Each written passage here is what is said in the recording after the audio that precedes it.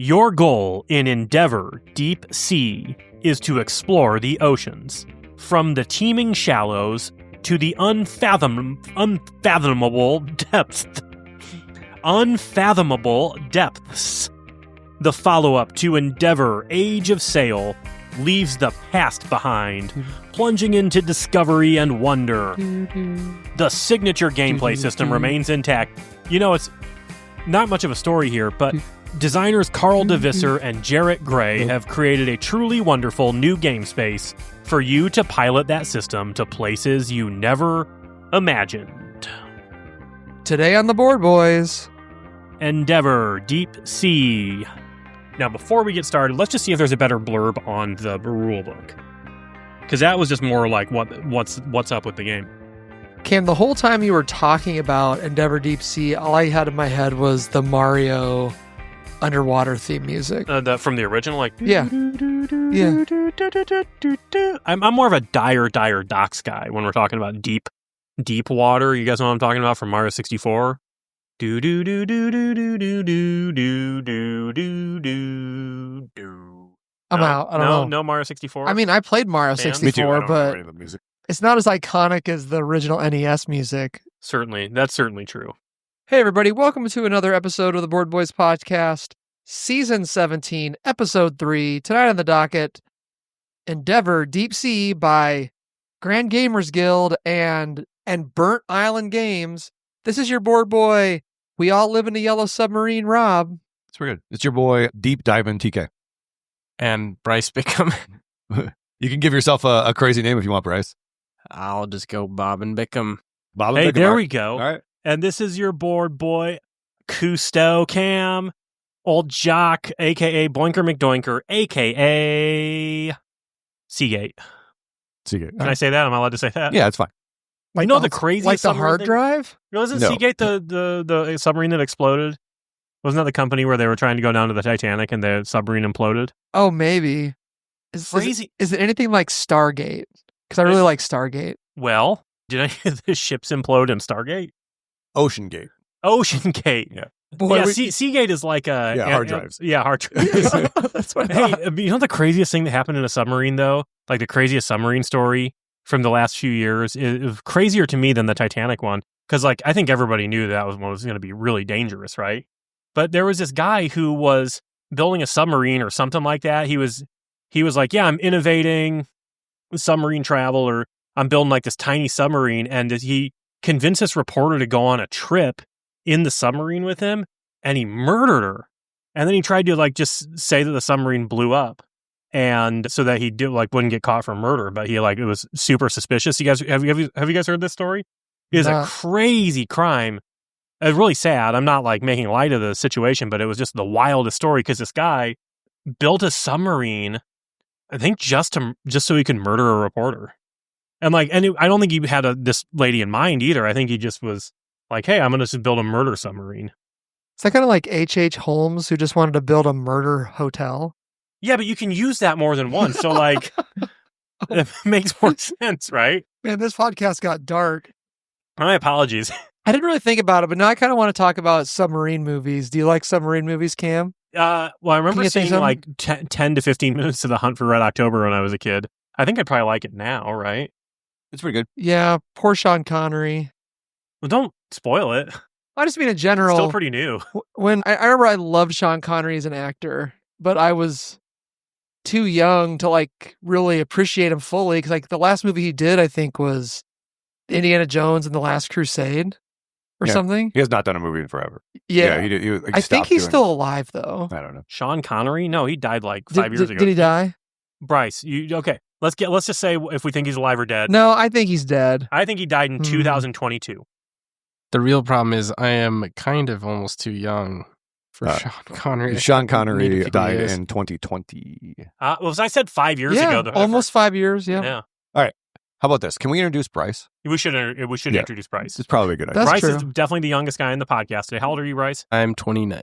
Actually, I guess it's 28 until tomorrow. Youngest guy. Tomorrow's your birthday? Yeah, Almost tomorrow. good. Happy Iowa. birthday. Happy birthday. Yeah. Happy youth. Yeah, why don't you go ahead and introduce yourself? Yeah, okay, so I'm just here from Indianola, Iowa. My brother and I are here because we were we were playtesting our board game Dreyfall with the board boys. And so that's where I am today. Yeah. So we're And, here to talk about the upcoming Kickstarter of Yep. Dreyfall. Yeah, And we're very excited for this. we met. I saw it. BJ from Board Game Gumbo was like, "Hey, did you know there's somebody from Iowa that's like in the vendor list for BGG-Con?" And I was like, "No." And so he's the one that actually figured that out. And so then I walked by and took a look at the game at BGG-Con, and then at GammaCon we saw each other again. And the Kickstarter's coming out. I guess I'll have to curb my submarine movie talk for another time. Yeah, sorry. That's fine, Tim. But let's talk about the Kickstarter. We played it tonight. Why don't you give us just a little overview of what Dreyfall is and some details? Yeah, so Dreyfall is a 2-player strategy tactical game set in the woodland realm. What has happened is there is the Drey stone, and it has shattered, scattering the woodland creatures into chaos. And so the goal of the game is to steal the other half of the Drey stone that's shattered, so that you can unite it again with your thieves. Yeah.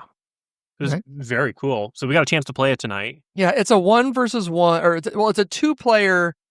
The base game is a 2-player game. We played it in teams tonight, kind of bouncing things off each other. But during the Kickstarter, there's going to be a way to play it with 4 players as well, right? Yeah, so the game is designed so that we actually, this was at the Des Moines conference last year. We were playing it at the Des Moines conference, and there was a mother with her daughter, and she was telling us, "Hey, this would be great if we could make this so that you put 2 boards together and play it with multiple people." And I was like, that's an amazing idea. And so I made sure that when we were designing the boards that we could make it modular, and so that we could, and then we tested it some, and it's pretty good.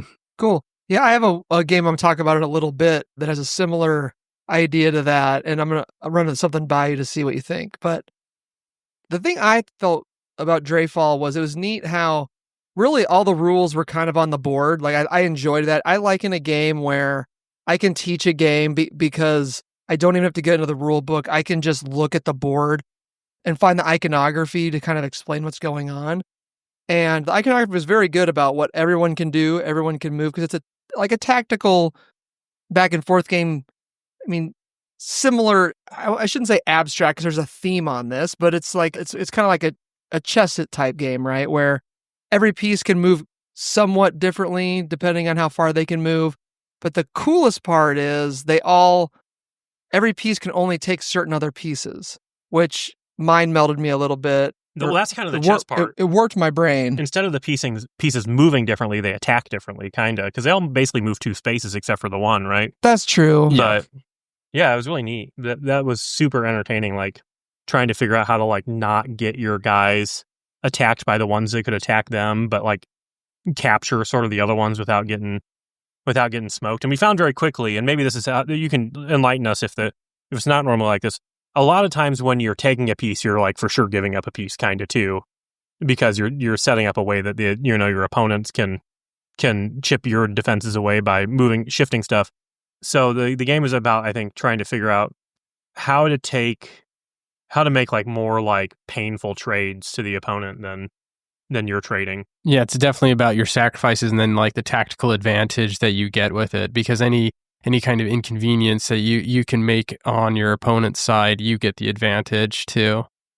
I think the key is as well, so like chess is, you play like 1 piece at a time. When we were playing, we went to, what's that conference in Indianapolis? Gen Con, yeah. We went to Gen Con, and we were teaching people how to play around the table. There were a father and a daughter playing, and they were playing for a while, and they were trying to figure out why they were going so slow. And it's because they were only moving 1 piece at a time. But the game, because you can move the 3 at a time, it opens up all of those tactical decisions. So it isn't necessarily 1 piece trade-off like chess, that you take 1 piece and you take another, because you can move tactically to defend your attacking pieces. Yeah, and you can do some tricky things like move your guy out of the way to then attack with a different piece, for instance. And I do like the fact that you can either move or attack with a piece. You can't do both. So you're not going to be super surprised by something coming, by somebody like chaining something together. I definitely think trying to think, Cam and I would do our moves and we're like, all right, what can happen to us now? And there's just enough of that to like keep it really interesting, because being able to track everything, or in this case, like we were discussing our turns kind of in front of the other team. So there's a little bit of a giveaway of kind of what was happening. But if you were doing this all internally in your head, I can see having a lot of fun with this one, just like back and forth, especially with the same person a lot. Yeah, I can't wait to play this a bunch. I'm definitely gonna be kickstarting this one. This is so cool.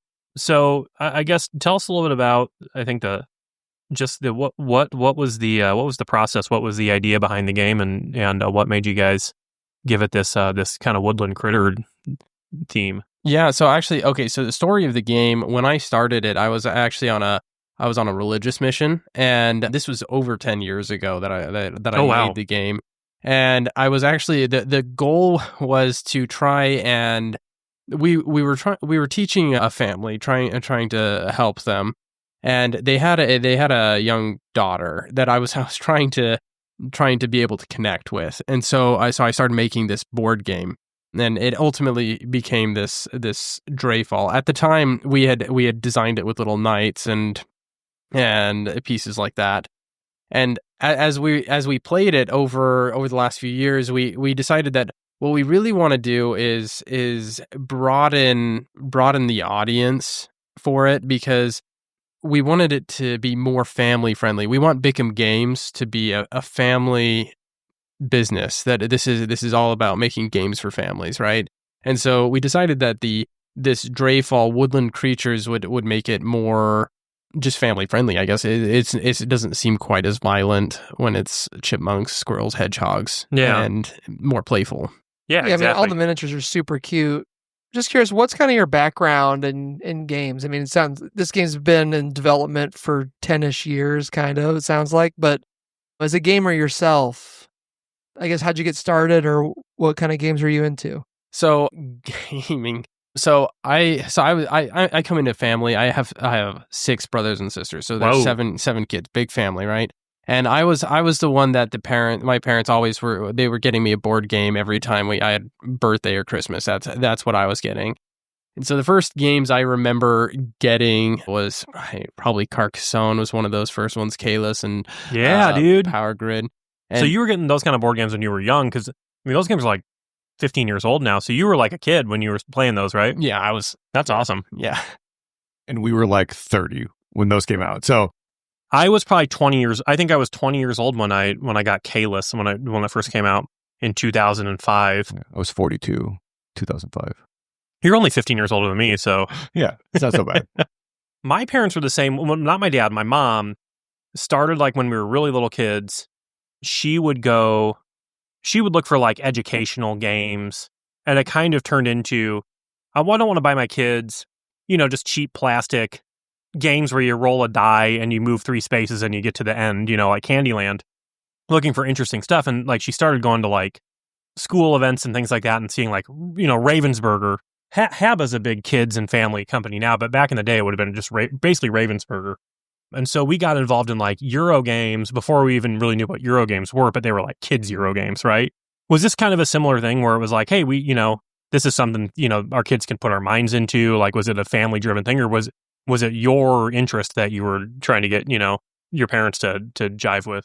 I think they were, I mean, we've always played board games, right? But we got into the Euro games first. I mean, there's always Settlers Catan that kind of drives that, but most of the Euro games were definitely just kind of gifts to me, and then we'd play them as family, so it was a great family gift to each other. But it was definitely just like the generosity of my parents to give me that kind of attention and time. That's so cool, and it's awesome that you have, because you said 6 siblings, or you're one of 6. I am one of 7. So yeah, 6 siblings. So seriously, that means you only have to have like 25% of your family members into board games, and you can play a game every night. Yeah.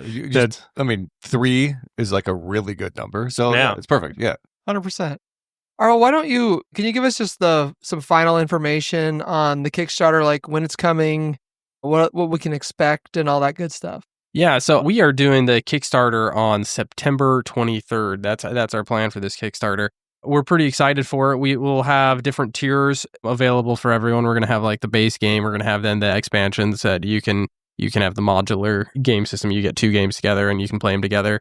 We have some Kickstarter exclusives. We'll have like just kind of a coin for the coin toss and stuff like that. That's awesome. Can I add a couple things? First, you mentioned this might be coming to BGA. Is that true? Yeah, so that's one of the things that I'll be working on in the next few weeks. Actually, is working on trying to get it to BGA. We'll see how long that takes, but the hope is that we will have it on BGA before the Kickstarter starts. I think that's a huge deal, marketing wise. Anyway, people get a chance to check it out, play it. Do you have like a tabletop simulator module too? So Anna is my wife. So my wife is working on this with my brother and I. So it's us 3 kind of really streamlining this. My wife is doing that like as we speak, actually. So that tabletop simulator will be done in the next couple of days. That's awesome. So yeah, I'll holler when I see this thing drop on alpha, so that we can all go pump it into the good reviews, so you can get on beta and full release before that Kickstarter, maybe. Because you have to get a certain amount of like approvals to get going. I'm excited for that. Are there more games in the works for Bickham Games? Oh yeah, for sure. We've got the main one is we call it Jungle Frontier. This one's like we have a 7-player game. It's like one of those pseudo co-ops. It's you're trying to beat the game, but if you don't beat the game, nobody wins. But whoever has the most points at the end of the game is the winner. Cool. And so you're just trying to explore the jungle, and it's a pretty free reign game. It's pretty intense. All right. Well, you can go check out, we had an impromptu live stream play of Dreyfall on our YouTube channel. So if you want to see it in action, you can watch Campbell and I lose.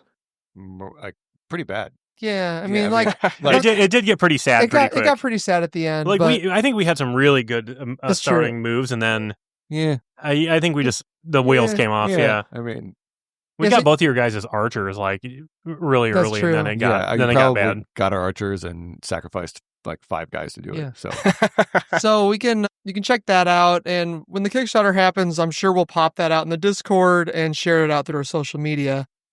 To talk about some other games we've been playing. Really quick. Yeah.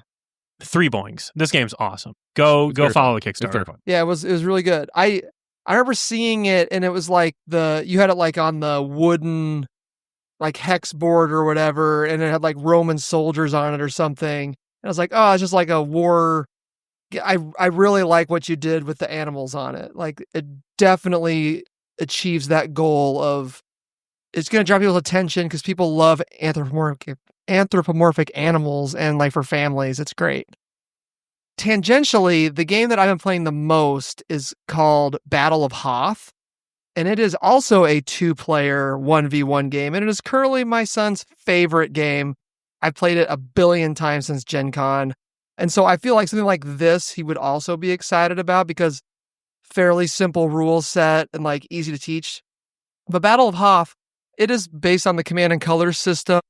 Memoir 44 is also a game. So if you know how to play Memoir 44, which is also on BGA. I love Memoir 44. You can learn how to play Battle of Hoth in, 5 minutes. You can probably learn it in 5 minutes anyway. It's basically... It did not look hard. No, it doesn't. You basically play a card. It will activate a certain part of the board.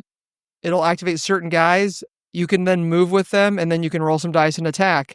And there's like a bunch of scenarios in the book, and the last scenario requires a second copy of the game to play, and as a 2 versus 2. They have a way to play 2v2 with the one game, but it's called an epic game, and it's basically the Battle of Hoth part from the movie. That's the scenario. And you flip the boards over and they come together to make one big map. And so that's what I was thinking. I didn't know how your boards worked as compared to like this setup, but I thought it was pretty ingenious how they were using the other side of the board to basically make one big map to play teams with. Yeah, so you're kind of almost saying like a scythe board, right? For that, the flip side of the scythe board. It doesn't. The hexes aren't bigger. Oh, you mean like when you flip over the scythe board and like then add on the extra thing? Yeah, similarly. Nah. Yeah, so like this board's not very big. On one side, it's like a rectangle, a pretty small rectangle, and it sits You can't really see what I'm doing with my hands right now. Tim? No? Yeah, Okay. Yeah. It sits You don't wanna know. long ways along the table, and you have to sit on one side and the Imperials sit on the other side. I say that because Bo always plays the Imperials. But when you flip it over, you then have to rotate it because it's oriented. The other side of the board is orientated the other way, and then it gets bigger and longer on the other side. And that's how they handled their bigger, epic 2v2 battle thing. Yeah, ours is almost identical to like the Memoir 44 one if you do the big. So if you do like and it's the same beach. thing, I'm sure, as Memoir 44 does. So yeah. Anyway, Battle of Hoth. If you like Star Wars, if you like Memoir 44, if you like a game that, I mean, my son is 11. He literally takes us everywhere with him. He's taking it to friend's house during the day. He made me play it on the deck the other night. And the other cool part is there are little scenario books in there. So you can play like a little 3 or 4 game campaign, and you can literally play the 3 or 4 game campaign in like maybe 90 minutes or 2 hours. Like if you wanted to just play it a bunch in a row. The games are super quick. I can't say enough good things about Battle of Hoth, except for I can't wait to see something else like Battle of Endor, or I'm sure they're going to make more of them because they have the Star Wars license and that prints money, I think. So yeah. Battle of Hoth was probably the biggest game from Gen Con for us. Does anybody else have any games they want to talk about? Well, we just did a game preview, so why don't we just can we just chat about the game makers for a moment, since we've played a few turns of that and you've seen the demo, and another game that basically coincided its BGA release with its Kickstarter release, right? Exactly, that's what I was thinking, and because the Kickstarter's coming up for that too. I've been hearing people chirp about this one for a little bit. Yeah. And so hearing that it was coming to BGA, I was like, how are they going to get this on BGA? Because they name and box art drop like 1,000 board games. It's like 400 board games. But I was super excited to try playing it just for running a board game factory. But this is like a cam game because it's a timing rondelle a la Fromage. For those who have played Fromage, but for those who haven't, what you're doing is this rondelle moves around and it has a bunch of resources you can collect, and you have these little forklifts that are basically your workers. And every turn, the rondelle moves, and any of your pieces that are in like the starting spot, where the new starting spot for the rondelle, you can move them ahead 1, 2, or 3 spaces to collect a level 1 version of a certain resource, a level 2 version of a different resource, or a level 3 version of another resource. And every time the rondelle moves, the same resources like decrease in value and a new one's opened up at level 3. All of the resources can be captured as components you can use to build the board games, like dice and meeple and cards and stuff. Which is funny because it's like you're putting that stuff in the box in pieces of plastic, right? Oh, hey, this game needs like some cards and some plastic pieces and some meeples. But all of the components also have a use on your player board. The cards are used to open new board games to play. The meeples are used to go do things with. The plastic pieces are used to build like technologies that you can do. The dice are used to move up tracks. And it's just a super fun gameplay loop. It plays simultaneous. So if you and your friends are fast at games, you could just absolutely crank this thing. I've seen the game, on the Heavy Cardboard episode. It looks beautiful. And the rondelle is like evidently super nice. Yeah, a bunch of magnets in it. I saw it at Gen Con, and it plays up to 6 players. Well, simultaneously, so that's good. You would have I don't know that it would fit on this table. Yeah, like because I talked to them, and they're like trying to figure out ways to make it a little smaller, but they are having a hard time deciding what they want to give up right to do that. But like, the rondelle's like the middle thing of the board is insane. It holds all this stuff, and it's got like this big crank handle on it that you turn. So it looks like a forklift steering wheel. I mean, it's going to be $150 game.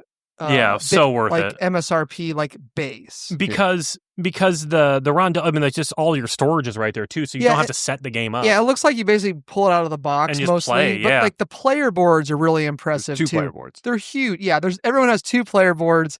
So I mean, the footprint on this thing is massive.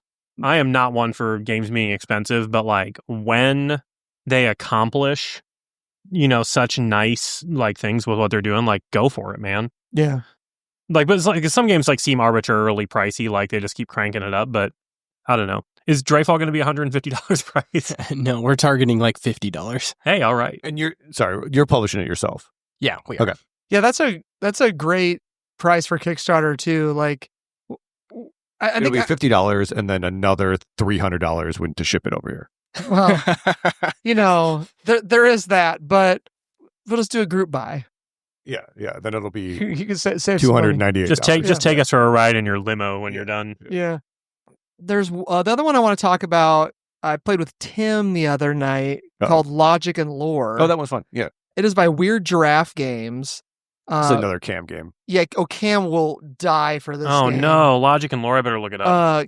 Tim, why don't you talk about it? Okay, Because you really dug it. Yeah. So in front of you, you're going to put, 9 cards. They're numbered 1 through 9, and they have actions on them.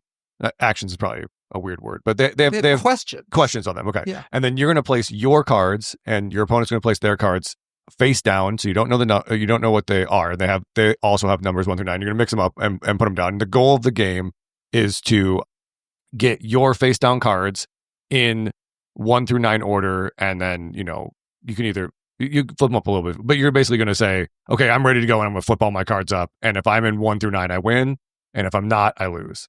So what you do is you pick 2 cards and you flip them towards your opponent so you don't see them. And then you go through the series of questions that run down the board. You can kind of skip them if you want to. But basically one is, do one of these 2 cards or both these cards match the number that they're against right now? And if I say yes, then you flip over the one that matched, and you're then, 1/9 of the way there. Yeah. And then like the next, I don't remember what the next questions are, but it's... Are they next to each other? Yeah. Are they in sequence? Yeah. Do they add up to 10, which means they're, symmetrically on from the middle? Are they more than 10? Which one's greater? That kind of... So you have all these kind of questions that you run through, and then you're basically trying to deduce which cards are which number, and you can kind of move them around and shuffle them around, ask different questions. And it played, I don't know, it was probably 5 minutes, maybe. Yeah, and there's like a simple there's like very different levels of playing. So if you're playing this against someone like a child, they could play like the more simple version, and you could play a more complex. And there's a bunch of extra variants that add in like black holes and other things that just kind of mess with the deduction. But it's really fun. Yeah, it's super fun. Yeah, it played very, very quickly, and once you got the turns down, I think a turn takes 4 seconds, right? You flip them up, and then you gotta like move them around, and yeah, it was super fun. I really enjoyed that game. It's a cozy but competitive deduction game for 2 players. That's great. That's what it says. Bryce, you said you went to Gen Con. Was there anything there that you saw or played that you want to talk about? Or were you just demoing your game 24/7? I was pretty much demoing the game 24/7. What was I? I played a few things. You know what? I played everything I played was in that early playtesting hall. And okay. So there's one that's pretty cool. I think it's called Game of Thieves or something. They've got another Kickstarter coming up, and it was one of those group games that you're just trying to subtly steal from kind of the money pot. That one was pretty decent. Like, so there's a big pot of money in the middle. You're trying to like, are you physically trying to like sleight of hand steal more money out of there, or is it through gameplay? Through gameplay. Okay. All right. Kind of makes me want to play Cash and Guns. What's the one? Isn't there a game where you're trying to slyly like embezzle money out of your bank underneath your player board without people noticing? There's something like that, I think. Yeah. I need to play a game like There's that. a few different games that are like that, where it's like if you can get away with it, you get away with it. Yeah. Or like there's a faction. That's every game for me. Well, there's some faction then some game I think that does that too. I mean, I can't remember now. It'll be the 3rd faction of the Dreyfall game. Will be if you can get away with it, get away with it. So move an extra space. So there you go. Yeah. All right. Well, tonight on the podcast, we played Endeavor Deep Sea Deluxe Edition. I mentioned that because it has its own BGG entry. And which one should we go off of? Do you want me to go off the regular Endeavor? I mean, I went off the regular Endeavor, but I didn't realize it had its own thing. It does. Because this one's also got Age of Sail tied to it. Yeah. Or maybe it doesn't. No, this is Endeavor Deep Sea. Here's the problem. It has 2 versions on here, and the other version really just adds in like some modules that we didn't even play with tonight. So let's go with the base game. Endeavor Deep Sea came out in 2024.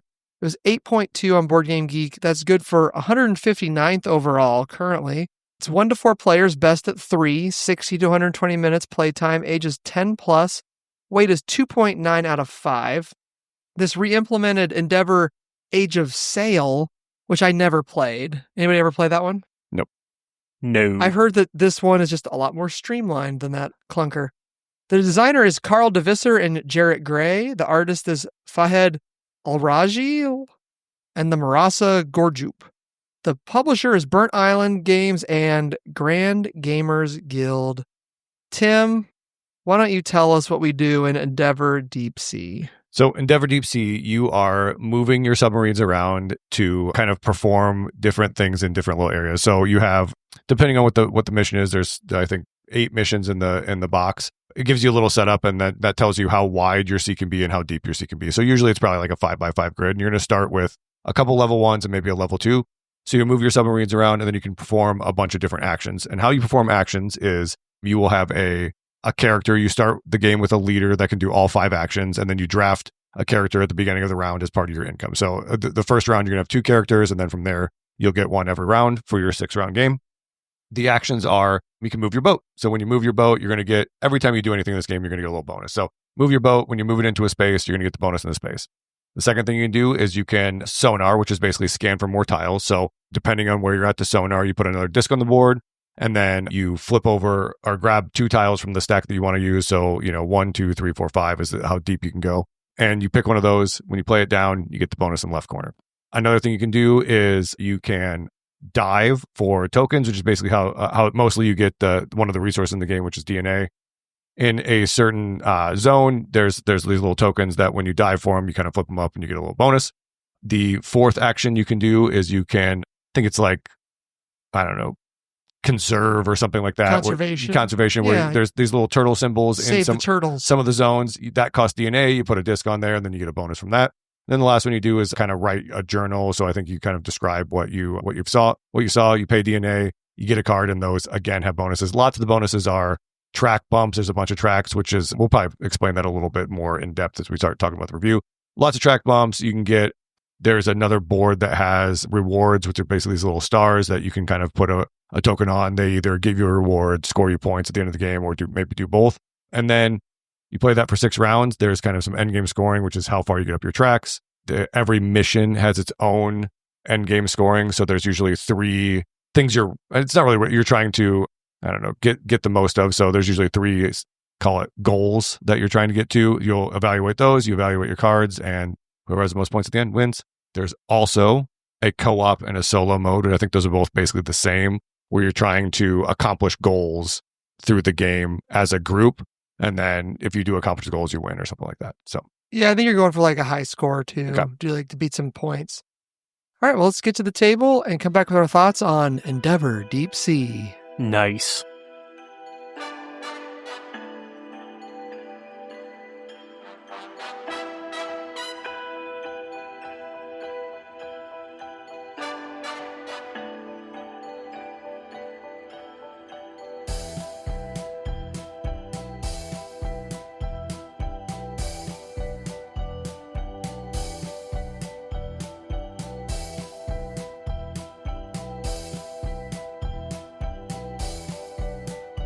All right, we are back. Campbell, you haven't played this game before. No, well, I have now. I know, but before, what's your initial thoughts, my friend? Well, when we started getting everything out, I didn't know anything about this game. I was immediately interested in playing it because of just the way the seaboards looked, right?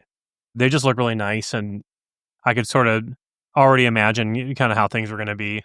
I never really thought about it. It's got a little bit of like that. It's not quite as pixelated as maybe Dave the Diver, but it's got like that kind of same. Oh, it does kind of look like Dave the Diver. It's got that like cartoony kind of Dave the Diver like vibe. Yeah, to just it. kind of like a fun, like, yeah, it's sort of deep sea that gets like darker and darker. But what I immediately noticed was that there was tons of things to do on every board, and as the game developed, at first I think games like this are always kind of this way, like exploration Euro type things, where you get to a point in the game where you start expanding and you're like, oh, I can do pretty much anything I want at all times. But as the game draws to a close, you start being like, oh man, where's the opportunity to do this sort of action that I want to do? And I don't know, those are always really fun for me, where like things like you just like it's kind of like, even though it's a Euro game, it's sort of a 4X in that you like explore and like the possibilities are endless, and then you just exploit the board until everything's gone. And I don't know, it's just a super satisfying, fun gameplay loop. I had a great time with my first play. So, all right, Bryce. So you never heard of this game before? I had never heard this game. Initial thoughts when we kind of put it down, and maybe what'd you think right out of the gate? First, I thought the artwork was great. I thought they did a really good job with the theme when we were setting it down. I also I thought the board was a little bit busy when we were first putting it down. There's just a lot to do. There's a lot of symbols and things on there. Yep, exactly. Once we started playing, though, the game was actually fairly simple. I think that 2.9 weight scale, it may be even a little bit high for the game, because the general actions that you can take are pretty clear. Yeah, I agree. So yeah, I played this game probably, I'd say 3 or 4 months ago. I initially liked the actions, I would call it selection, but the how you manage your action economy and how you run your income, and then I think the art is just fantastic. So I really enjoy this game. Like, just the first couple rounds, you kind of like, oh, this game is it's got something to it. It feels like it has a depth where you can play it over and over again. Yeah, previously I saw this game on Kickstarter, and I had never really played any of the games by Burnt Island. Like, they've done like Hall of the Mountain King, I think, and other stuff like that. And just nothing has ever grabbed me. And I never played the original game, so I kind of just let it go. And then I kept hearing everyone just raving about this game. And I went to Sobo in Louisiana, and I got to play with the Jeremy #2. And he had played it at the convention, and I played it at his house like the day before I flew home. And he had played it there, and they had played it with 5 people and had maybe not such a great time. And I'm like, can we play that again? He's like, yeah. He's like, he's going to just sell it to me, because I wanted it. Yeah. But he played it with me and had such a great time. Did you play it 2-player? No, he played it with 3. Yeah, okay. And so he ended up keeping it. So I joke to him about that all the time. That I'm like, I still don't own this game because you decided to keep your copy. Yeah, and because you played it with me. So right now, currently, there's a Kickstarter for the It's done now. Is it done? You could probably late pledge it because there's an expansion that they kickstarted, and then you can get the original deluxe. And I guess let's just talk about it now. You can buy the base game, like it's the base game is readily available. It doesn't have some of the fancy or wooden pieces, and it doesn't have the 5th player, and it doesn't have the modules, like the 3 like mini expansions and like the player trays and insert and stuff.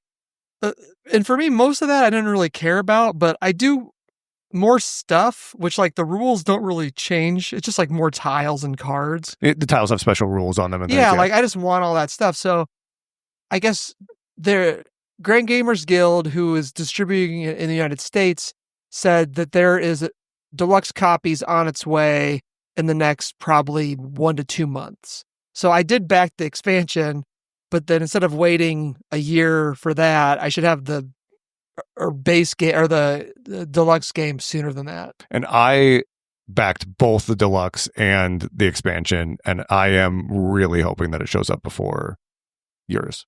It very well could be. Yeah. Maybe I won't be able to get the deluxe game, and then I'll just have a deluxe expansion. And what am I going to do with that? Play it by itself.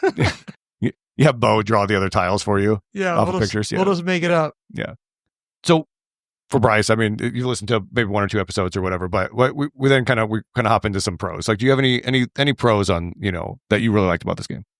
I think there was a lot of versatility to the game. One of the things that I liked about the game is you have this balance that you need to make. So you have kind of, it's almost like a worker placement. You have these little tokens that you can place on your skilled workers, and once you use them, they stay there until you have to upgrade your ability to clear off the places where you can put these chips.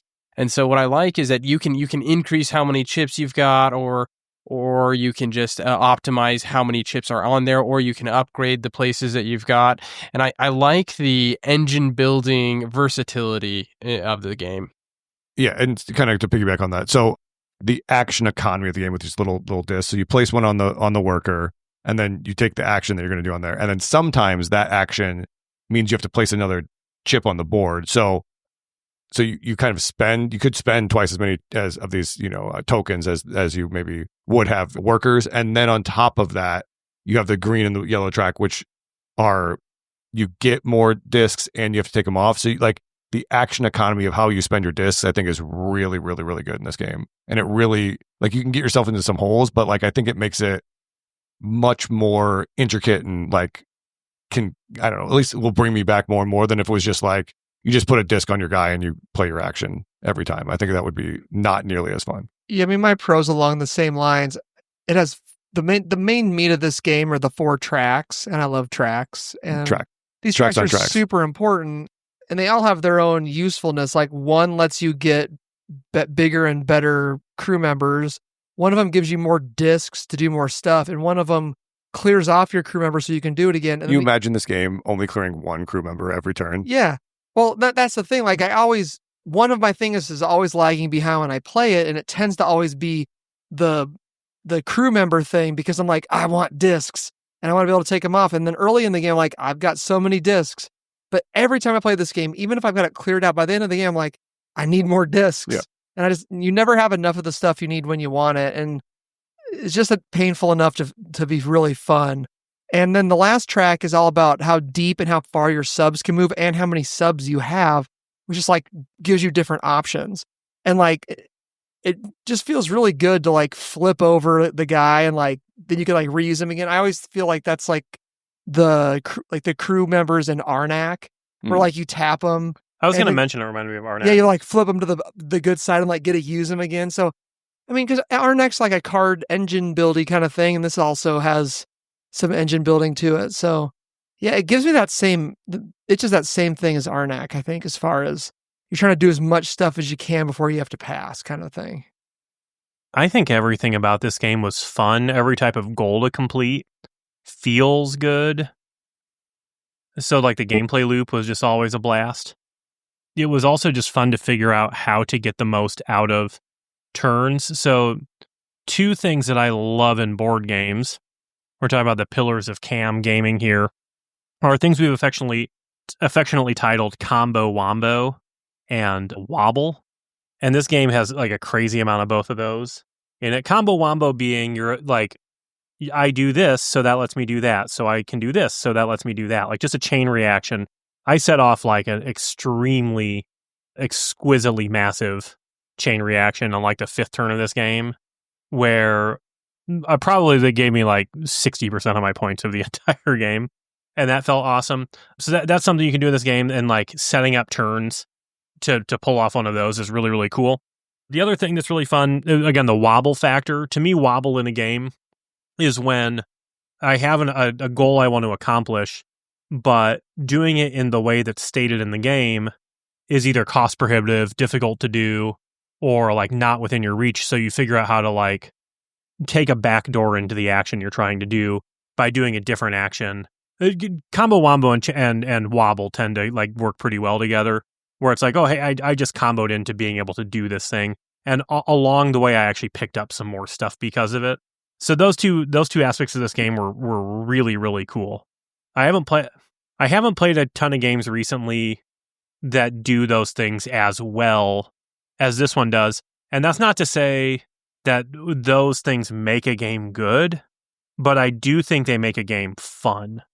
And so I had a lot of fun playing this game during all that. I mean, speaking of fun, I mean, the whole gameplay loop is fun, and all the actions are fun. There's not an action you take that doesn't give you something. Even moving, wherever you stop, you gain something. And it's a good something too. Yeah, and then exploring gives you the actions, all the actions that use 2 discs tend to be really juicy because you're using up more discs. But the exploring lets you explore a new tile, and that's going to give you stuff and give you a decision on what else is going to make up this board.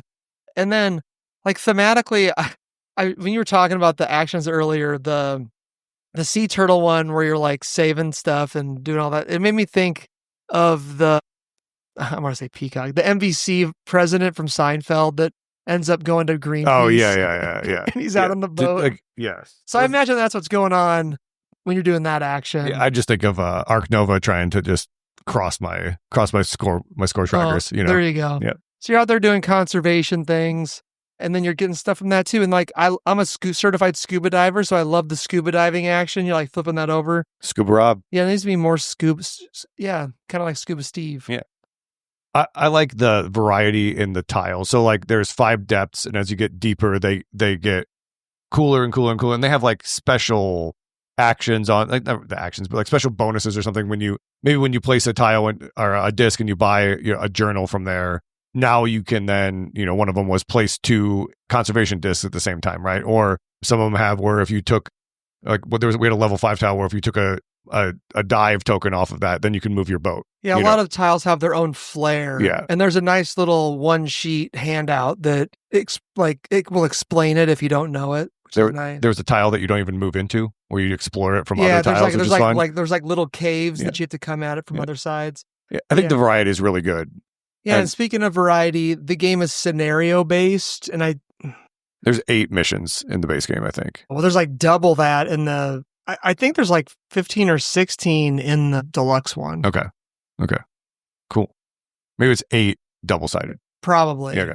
Yeah, that would make more sense. Yeah. Because there's a lot of them. And those missions have the like little rewards board where you put your little star tokens. Those are all different. Some will have different. They all have different layouts. They all have different rules. They all have different end game scoring things on them. Like today we played number 3, and it was really card based, like doing research and like journaling about it. And I had never bought so many cards before, but that was really fun because the cards give you so much stuff too. Yeah, and on the rewards board, it had places where you could just get cards for placing your thing. That was great. Yeah, I actually really like the scenario. I've liked all the scenarios, but other pros. I love. Oh, you go ahead. I was just gonna say we streamed, and when we streamed, we ended up talking a little bit, and played the game in 90 minutes. Yeah, 4 players. We all played decently fast, but even then, like I don't feel like until I got to the last couple of turns. Yeah, even then it wasn't bad. Like it You're wasn't. Right. I don't think I was like being crazy. I don't think there was. I was probably still being faster than most people who play games. But I don't think there was like that many moments where it dragged too bad. But 90 minutes for a 4-player game of this weight, I think it's great. And I mean, each of the turns were only like 30 seconds. I mean, like it was except super for Cam's fast 7-minute turn. Well, the problem, my turns were getting long, not because I was sitting there thinking, it was just because I kept earning things. Yeah. And I would have to do like a new thing and be like, wait, hang on, did I get this? I would say like mission 1, there's not as much combo on the rewards board. It just gets, get points. Yeah. So here's a thing that I thought was great. So this game gives you, it's like backwards wingspan. There's a lot of games where you get fewer actions per turn. This is one of those games where you get more actions every subsequent turn. And the way they deal with giving you more actions later in the game per round is by giving everybody a worker, which they could just give you like, you could just deal out a card to everybody. Hey, here's your new action spot. But you get to take them out of a thing of workers, which is really fun. And you can kind of like be like, oh, I think I'm going to take this guy next time so that I'll be able to do this kind of action. But just because you took the worker doesn't mean you can actually use them because you might not have the discs. No, but everybody has access to one. You just get it for free. Yeah. So it's like something you get to start out with like, oh, hey, here's a new opportunity. And I kind of can choose one that's like benefiting me. And I don't know. I just thought that was a really fun choice. I thought it was a really good way, to expand your action economy in the game equally for everybody, but by giving like a slight edge to the people who have invested in being able to do that, but not making you like pay for things. It just worked really well. And again, it added to the fun of the game by like, oh, I don't have to be worried about how I'm going to afford this new guy. I'm just going to get one. And also, since you don't pay for them, there's no like getting way extra, like way more actions than everybody else by exploiting some thing in the game that like lets you get more of those things or, pay for better ones or whatever. So. And I think engine builders in general sometimes have the weakness of taking too long to build the engine, and I think that mechanic there of boosting the engine building speed is nice. Yeah. Yeah, absolutely. I'd say the game really takes off at about halfway. Yeah. Like the first couple rounds, you're like, okay, I did some stuff. Well, It was definitely turns 4, 5, 6 that were. yeah. If you don't get to level 2 yellow, you basically like you don't even have people to put discs on. I mean, that's you know? true. You really need to. The yellow track is pretty important. I took Culture one support. action the first 3 turns, I think. Right. Maybe I took 2 actions in turn 3. And then in turns 4, 5, and 6, I took like 85 actions. Yeah, some of the cards have actions on them that you can take. Yeah, which is also really cool. Yeah. All right, I think we've gushed about this thing Yeah, enough. okay. Let's hit some cons. I mean, I played a game where people really AP'd it pretty heavily. So like I think there's enough stuff going on to where like I think the wobble is high enough where if you're not a very like concise player, Decisive. decisive. There you go. You could get into your head about where is the best place to go. You're trying to set yourself up for another turn. If I move my boat here, can I do this thing? Can Rob dive? If he's going to get the last token. Like you can really like think yourself out of it a little bit. Yeah, I think I'd have to have the right group to want to play this at 5, probably. Which the base game doesn't even go to 5, but the 5-player expansion, I don't know that it would be necessary. It's nice that if you have 5, you could play it, but I'm not sure that I would. I'd rather play something else at 5, I think. Probably. I had a real con, but I'm having a hard time thinking of what it was. I now can't remember. So maybe it wasn't that big of a deal. I will say though that what were you guys just mentioning? I mean, I haven't really seen it, but I APing it. I think you could have a failure to launch on this a little bit if you ended up not moving up any of the tracks that give you more discs. I mean, even if you're getting more guys, if you're not getting more discs or taking discs off, Yeah. you're not really going to be having a good time. Oh, this is the comment I wanted to make on it. Well, now I'm hitting another blank. What's wrong with me, guys? Maybe I'm just losing my brain. You guys go ahead. I'm sure I'll think of it.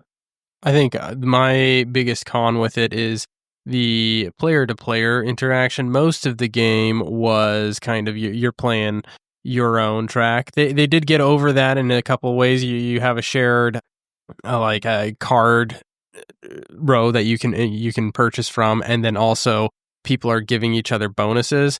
But there wasn't a lot of like real deep player-to-player.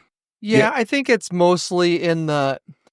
If you played this game a lot, you'd probably pay a lot more attention to those end game scoring things, and you'd probably be fighting over those. And there's only so many spots for that stuff on the board.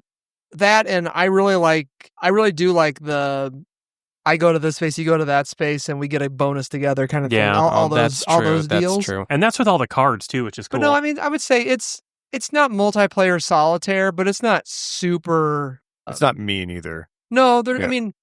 So you might run as far as yeah. somebody might take the thing you wanted, but that can happen in most games. So yeah, so I think this is the comment I wanted to make when you guys were talking about AP and looking at the board and stuff like that. Where you could really have an AP sync in this game is this is one of those things because of the wobbliness of the game. If there's something you want to go do and it's getting later in the game, generally speaking, if you're the only person on a board, you're probably going to be okay for the next action you want to do, but that's often not the case that you're the only person on the board. And there are ways that people can move before doing something to come like to right where you are. And so if you like, it's one of those games where you kind of have to assume, you either have to assume that everybody can do everything and just be like, okay, well, I guess if if I'm lucky, I'll get to do this thing I want to do next as things are getting more tight. Or if you are somebody who has to win, you have to like get up and look at every single person's card, the DNA token they're holding, the cards they've purchased. There was one time in the game when I moved to a place and I just shouldn't have taken the risk, but I moved to a place Tim was because I was like, okay, worst case scenario, I'm just going to be able to do half of this action I want to do next. And I just didn't notice that Tim had the ability to like double clear the yeah. whole board. And instead of like my next turn being decent, I basically flopped a whole turn just because he ripped everything off the board with what he was doing. And I won by 1 point. And you won by 1 point. And I help you find your last 5 points. Yep. So, but like, I don't feel bad about like, I don't have to win. I just have to play a good game, or I have to do equal to like what my, capability to play a game well on the first try is, right? I'm always just kind of playing against me. You know what I mean? But so I'm glad I found you that 5 points for you. That really means that like I got your last 5 points. Yeah, you probably I just won by 6 points, yeah, right? So no, what was I saying though? I think that could just lead to this game being really long if everybody's just like has to look over everybody's tableau the entire, last couple of turns of the game because you don't in the first part of the game when things are plentiful, but like things got scarce as we finished the game. And it's probably because we didn't actually open like any level 5 spots, because as soon as we did that, then it was just like plentiful again. But we did run the card deck out too. We did, yeah. Which was crazy. I think it had to do with the mission, but yeah. We didn't really mention it, but some of the level like 3, 4, and 5 workers have double actions on them. So like Cam was saying, you could run into where the person, across the table from you has a move and a dive. And if you're in that spot, that might get got. So there was that. Bryce, you got another con or anything? No, I think that was pretty much it for the cons. Any other cons? No, like I said, I really had like what I thought was like a legitimate con to this game. And I just cannot think of it. So maybe it was just nothing. Maybe it'll pop back up. Yeah, maybe. All right, let's get to the final thoughts time here on the Board Boys podcast. We have a 3 boing rating scale, 0 being the worst, 3 being the best. Half boings are allowed. One time you can give your 4 boing game. Let's talk about a 0 boing game and a 3 boing game of Endeavor Deep Sea. And going back to my movie talk, I'm going to say the 0 boing is more like your Kelsey Grammer Down Periscope movie. Never seen it. Exactly. I saw the previews. I mean, it was like a comment. I'm sure I watched it, whatever. And you've seen it like 30, 40 times? Yeah, let's go on the other side. The 3 boing, I'm going to say, is probably Hunt for Red October, because that movie is phenomenal. So it's 2 boings, 20,000 Leagues Under the Sea.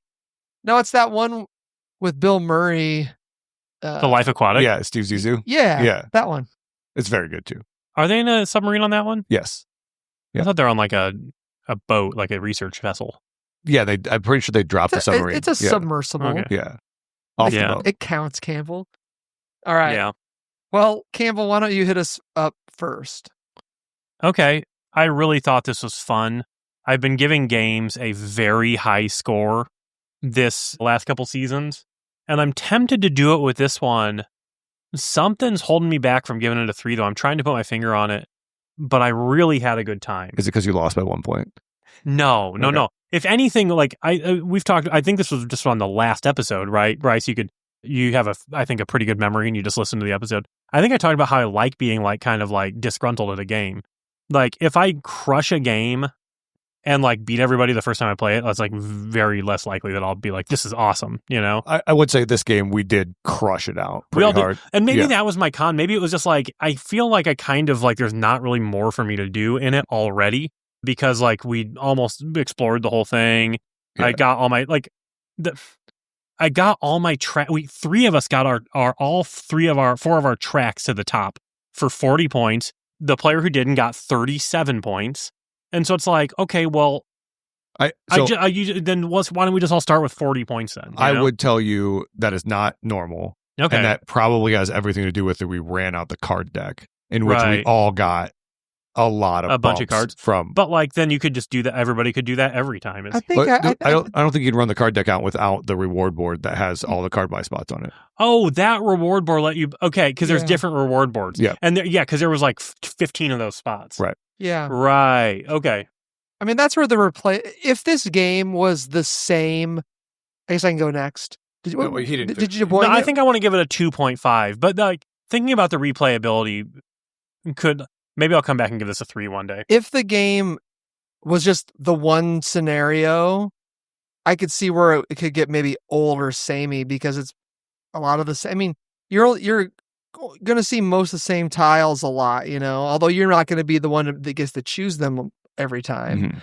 But with the scenarios being different, you're going to have to approach the game differently every time for different reasons. So for me, I had this rated at an 8.5 on Board Game Geek. I'm going to round this up to a 3 boing. It won the Kennerspiel des Jahres for a We didn't reason. even talk about that. We didn't. I was going to bring it during my final Okay. thoughts. It won the Kennerspiel, which is a pretty big deal. And then I just wanted to talk quick about the expansion with what it had. It has new scenarios, new ocean boards, new journals, which is the cards, new specialists, new dive tokens, and some new mini expansions, including ones with cute little penguin meeples. Sweet. So this is literally just a more of expansion, which just increases the replayability of the game. This is like my favorite kind of expansion. So more stuff. 3 points. Okay. Bryce, you want to go next? Yeah, I think I'm going to give it a 2.5 as well. And the reason is it's one of those games that I like after playing it, I'm like, I could see buying that game myself, but I think the real thing that hangs me over on it is I think it plays very similar to Arnak. Just the feel of the game is very similar. Like the using resources until you can't go anymore kind of feel. Yeah, Okay. exactly. And the way you manipulate those resources feels somewhat similar as well. And so that's why I think I would probably put it as a 2.5. I'd be like 70% sure that I would buy this game right now. Yeah. Does it do the same feel like, or do you really like Arnak? Just curious. I think Arnak is a decent game. Okay. I think what it comes down to is when there are so many options available, they all start to seem like the same option available, just with a different thematic element to it. Yeah, cool. All right, this Can one. I just say I like this more than Arnak? And I don't know, Arnak just sours on me all the time. I don't know why.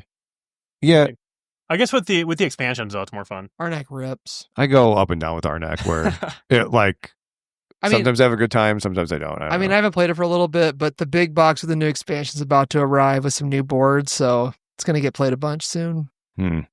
I liked it enough to buy the expansion. I think just playing it a lot on BGA, the base without the expansion seems really I don't play it on BGA. boring.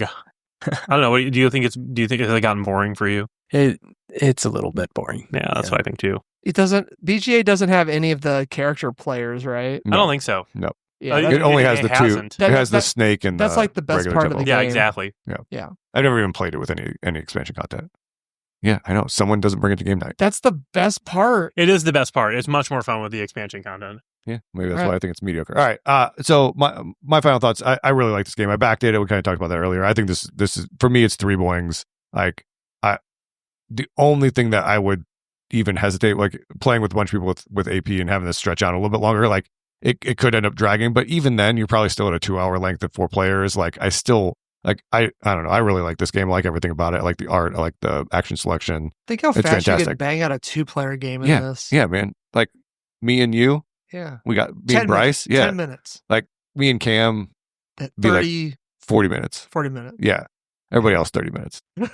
And then, it's only because Cam's going to take like one Super long one turn. 25-minute long and then he's going turn. to take like a 3-minute turn when it's actually my turn, telling me how to score more points than him.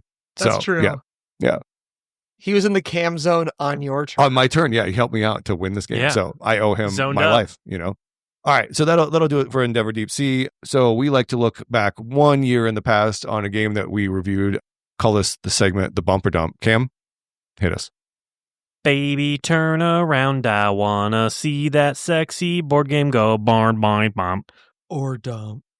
All right, and for our good buddy Bryce here, so we look back in the past. We kind of so we did Rock Hard 1977, which is kind of a worker placement rockin' game. It was a 7.6 for 7723. The current ranking is 7.5.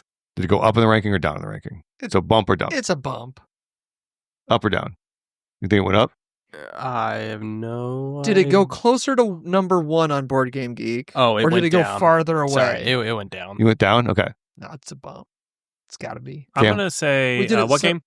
Rock Hard 1977. We did it- I'm gonna say like- bump because I love that game. Yeah. So it was 7723. Right now it's 1419. So it's gone up quite a bit. But we did do it like right at the beginning Yeah. of when it came out. So Recency bias. I have played it recently. We played it the last board game, not the last Yeah. Board Boys board game night, but the one before the season. I made like a 5-hour playlist for it. yeah, All- and you played it with Jeremy Thoman's daughter, and she really liked it. She too. did really like it. Yeah, she liked Yeah. the candy aspect of the game, Of course. which is hilarious. So Yeah. No, that game is still really fun. I played it with just some casual groups, and like it's a big hit. It's just so thematic, and I know Jackie Fox is working on an expansion for Oh, it. she is? So as long as DeVere doesn't screw up the rule book, we'll be all fine. it did. Yeah, did they do that before? We gave Well, I mean, I'm just talking about some more recent DeVere titles it. Yeah, and issues we've had. with them. Transgalactica. Yeah. Yeah, so if you wanna give us feedback, you can do so through our Board Game Geek Guild. So Jeremy Dobler, which you talked about earlier in the show, most of my game group loves this game. I enjoy it because it's a DeVere game, but I'm not enamored with the theme as some others are. That's the best part of the game. I do enjoy the push-pull of having to decide on at what point to transition from your regular working schmo job to a rock star. I would tell you, just don't go to your job ever. Yeah, just lose your job. Who said this? Jeremy Dobler. Oh, hey, Jeremy, I don't really like rock and roll. Yeah. Yeah, just Yeah. you never hey. show up to your job. I was ready to tell him that he was a fun hater, but so far this review's been okay. Keep going. Yeah, it is a good review. By the way, do you guys, I've played Rock Hard 1977 a number of times, and do you know what I've never, ever done? Go to your job. I've never, ever, that's been my thing for every game. I will never go to my job. Every time I play the game, I don't care how much it would help me, I will never do my job. Balls to the walls, rock and roll. Okay? I would tell you, as someone that knew Cam in his rock phase, he did go to his job. I did go to my job, but I had fun jobs. He did. Yeah, he did go to his job, and he did pour you the stiffest drinks you could get. That's true. Yeah, there haven't been enough. What's his face? Ewan stories. Yeah. We lost the Ewan story track. It'll come back. It'll come back. Ewan, that guy. Yeah. Okay. So he continues. The cheeky use of candy to push your character's limits is fun, and you can eat out a bit more luck with the actions. Ultimately, he says 1.5 for him. He'd much rather play other Devere games. All right, fun hater. Yeah, games about molecular biology. All right, and then BJ for Board Game Gumbo, he says one of his favorite games of the entire year, loves the theme, loved the cheekiness of the flavor text, and even though mechanically it's a little bit shaky at times, the game is one of the most thematic Euros he's played in a while. He'll give 3 Mick Jones boings for this one. Perfect. Yep. BJ, we'll play this at BGG Con. Yeah. I think it'd be fun to play with him. He'll probably bring his guitar. And he can serenade you as you... Yeah, in his southern accent. It'd be perfect. That's it. Or French accent. I don't know. BJ, what kind of accent you got? Cajun. Oh, there we go. He yelled at me for my LA Tech comment today. So thanks for listening to another episode of the Board Boys Podcast, Season 17, Episode 3, Endeavor Deep Sea by Grand Gamers Guild and Burn Island Games. Go to theboardboys.com for all the juicy links and content there. You can get to our Discord. You can go to our Patreon and support us. Don't forget to check out Kickstarter on September 23rd for Dreyfall. That is Drey fall. If you want to be like Cam, kickstart it. Which a Drey is a squirrel nest, right? Yeah, I thought I'd heard that before. What's a group of squirrels called? You know what? I don't know. Oh, that sounds like something we should know. A swirl. Anybody want to take a guess before I look it up? Yes, I do. It's a tight name. What do squirrels do? Scurry. Yes, you nailed it. I was going to say a cluster before. A cluster. That's what they eat. I saw a squirrel today carrying around a tennis ball size, some kind of fruit in its mouth. But did you see what carrying a sock? No. Are you talking about my Vilisca murder house story? Yeah. Do you know about the Vilisca murder house, Bryce? No. So there's a town called Vilisca, Iowa, and there's a famous house there where a unsolved, grisly, multi-family axe murder happened there in like 1910 or something like that. And it's like one of those haunted places in Iowa. Like, I'm not a big ghost guy, but yeah, I've just heard of the place, right? Very famous house because very famous murder there. So I'm in Vilisca for business. Well, like I'm seeing a client like who lives like, I had to drive through Vilisca. So I'm like, oh, well, I'm going to go take a look at this house. And so I go see the Vilisca axe murder house and I'm like, okay, that's fine.